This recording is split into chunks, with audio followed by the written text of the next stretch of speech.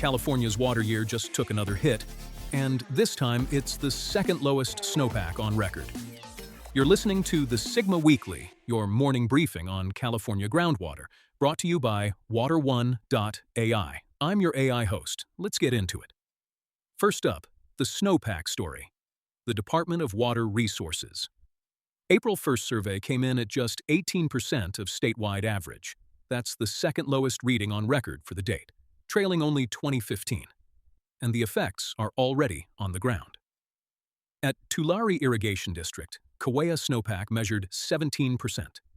GM Aaron Fukuda told growers flat out, the odds of filling Lake Kaweah this year are essentially zero.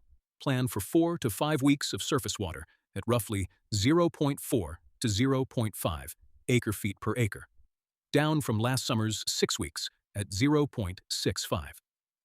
Lower Tule River projects 3 to 5 weeks of summer deliveries, depending on whether CVP Class 1 allocation stays at 100% or drops to 85. Exeter is already planning around 85%, about 1 acre-foot per acre at $325 per acre, and has tabled its budget revision until the Bureau confirms. Next, the Colorado River. Metropolitan Water District staff called the outlook dire. Upper Basin snowpack is tracking below 2002 levels, which was the worst unregulated inflow year on record at Lake Powell. It peaked weeks early on March 9th. Powell sits near 3526 feet today.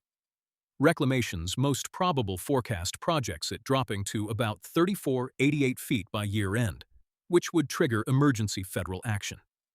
If that happens, Reclamation could cut Powell releases from 7.5 million acre-feet down to 6 million, which staff said would drastically reduce flows to Lake Mead.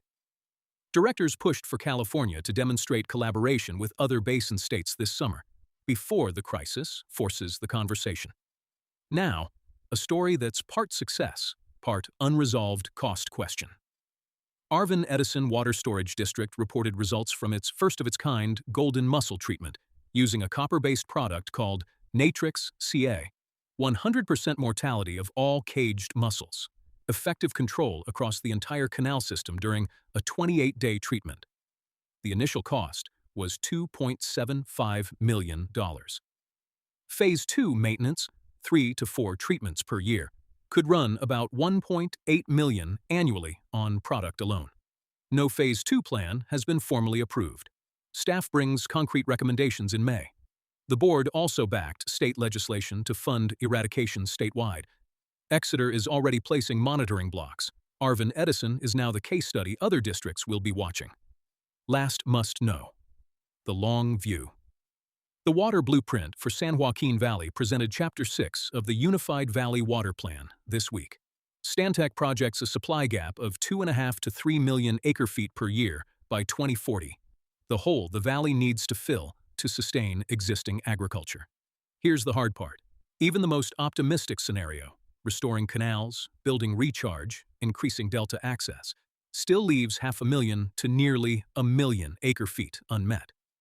The infrastructure price tag to get that close is $13 to $20 billion. Recent federal funding of roughly $890 million is a meaningful start, but it's far from enough. And Stantec was clear. Restoring subsidence-damaged conveyance is the essential first step. Without it, local recharge and future delta supply gains can't function. Comments on Chapter 6 are due May 10th. That's your must-knows. Let's hit trends.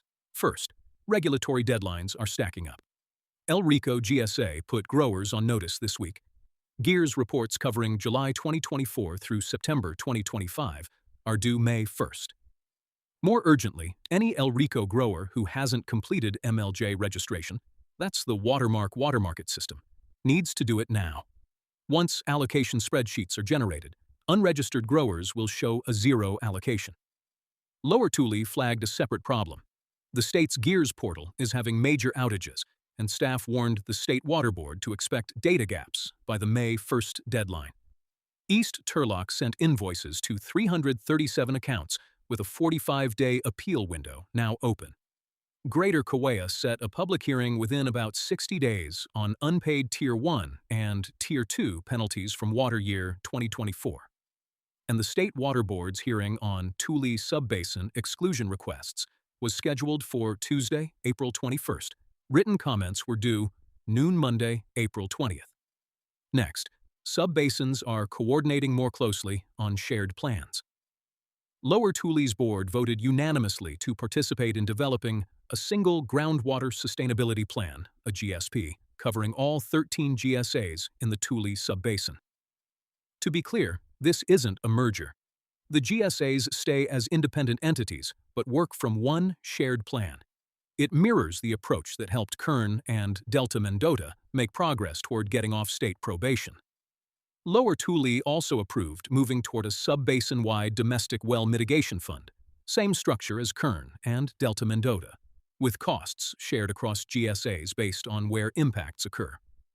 And on April 29th, Greater Kaweah, Mid-Kaweah, Lower Tule, and Pixley are presenting a regional groundwater banking update in Tipton, exploring routes to move water from the California aqueduct into local banks.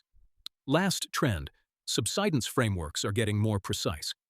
West Turlock's Joint Technical Advisory Committee proposed a conceptual shift. Instead of tying subsidence triggers to groundwater levels, the new approach sets limits based on actual rates of land sinking. That distinction matters. Groundwater thresholds can trip an undesirable result, finding even when the land isn't sinking at a meaningful rate. The proposal includes roughly 1-mile buffer zones around critical Merced Irrigation District and Turlock Irrigation District canal infrastructure. A revised proposal comes in May. In the Kaweah subbasin, the picture is mixed. Greater Kaweah reports groundwater levels up 30 to 40 feet in parts of the basin since 2023. But subsidence on the west and south continues at 0.4 to 0.6 feet per year. At Mid-Kaweah, subsidence monitoring points are already about 1/3 of the way to their cumulative loss limits, and 2 monitoring wells are already below minimum thresholds. The district's overdraft management framework is expected at the May 12th board meeting. That's your Sigma Weekly. For full recaps of every meeting we covered, head to water1.ai, where you can also try Chat GSA. It'll answer anything about your district based on the latest meetings. I'm your AI host. Stay informed, and I'll see you next week.